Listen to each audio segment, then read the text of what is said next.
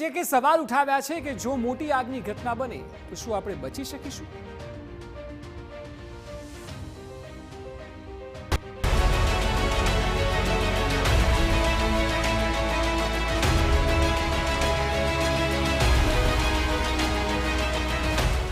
ભાવનગર શહેર છેલ્લા ઘણા સમયથી આ વિસ્તારમાં વધારો થઈ રહ્યો છે.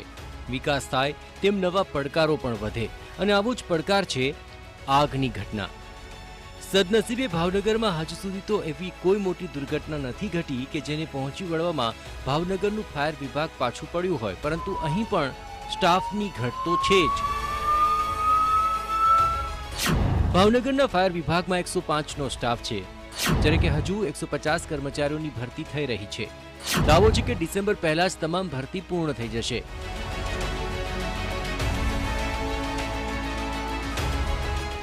અમારા મહેકમ જે છે ટોટલ 200ની આસપાસનું જે મહેકમ છે અને જેમાં હાલ કુલ 100 સમથિંગ જે જગ્યાઓ છે, અલગ અલગ વિવિધ જગ્યાઓ, ફાયર ઓફિસરની, ફાયરમેનની, station officer, sub officer, fireman cum driver, divisional officer, deputy chief fire officer જેવી જગ્યાઓ પર હાલ ભરતી પ્રક્રિયા ચાલુ છે. ભાવનગરમાં છેલ્લા એક મહિનામાં આગના વિવિધ 26 બનાવો બન્યા, પરંતુ કોઈ મેજર કોલની ઘટના નથી બની. ભાવનગરમાં તો દાવો એવો પણ છે કે જૂના કોઈ પણ સાધનોનો ઉપયોગ નથી થતો.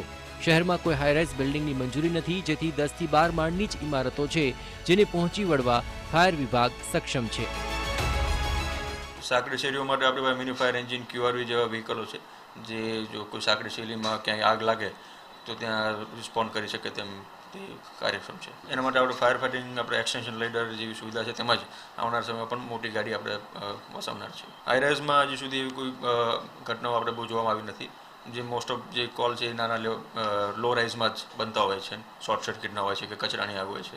એવી કોઈ મેજર ફાયર હજી સુધી બની નથી. કોઈ પણ ફાયરના અકસ્માત બને તેનાથી બચવા માટે આપણે બે અગત્યની વસ્તુની જરૂરિયાત હોય છે. એક તો મેન પાવર હોય છે, સ્કિલ્ડ મેન પાવર, અને બીજું સાધન સામગ્રીઓના એટલે વાહન અને બીજા ઇક્વિપમેન્ટ્સની જરૂર હોય છે. આ બંને વસ્તુ એવી છે કે સતત ભાવનગર મ્યુનિસિપલ કોર્પોરેશન પણ સતત એમાં અપગ્રેડેશન કરતા રહે છે. અને અત્યારે પણ તમને ખબર હશે કે આપણે ફાયર પ્રિવેન્શન વિંગની પણ રચના કરી છે.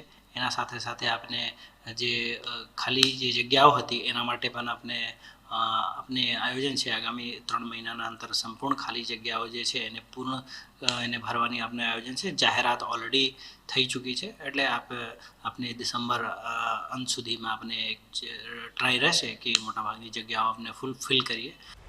ભાવનગર જેવા જ સબ સલામતના દાવા જામનગરમાં પણ છે. તમામ 113 જગ્યાઓ પર સ્ટાફ પૂરતા પ્રમાણમાં કાર્યરત છે. 28 વાહનો છે જે કોઈપણ પરિસ્થિતિને પહોંચી વળવા માટે સક્ષમ છે.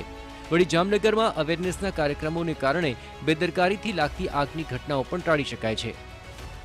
વર્તમાન સ્થિતિમાં ફાયર વિભાગ પાસે ટોટલ 1 CFO, 1 ડેપ્યુટી CFO તેમજ 11 STO અને કર્મચારીઓ મળી ટોટલ 113નું મહેકમ છે. ફાયર વિભાગ પાસે અત્યારે નાના મોટા 28 સાધનો છે, જે તમામ પ્રકારની આગને પહોંચી વળવા માટે સક્ષમ છે, તમામ કોલને પહોંચી વળવા માટે. રાજ્યભરમાં થયેલા આ રિયાલિટી ચેકમાં એક વાત તમામ સ્થળેથી સામે આવી છે: કર્મચારીઓનો અભાવ.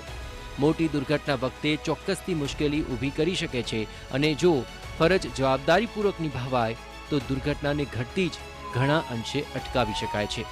Bureau report, TV9.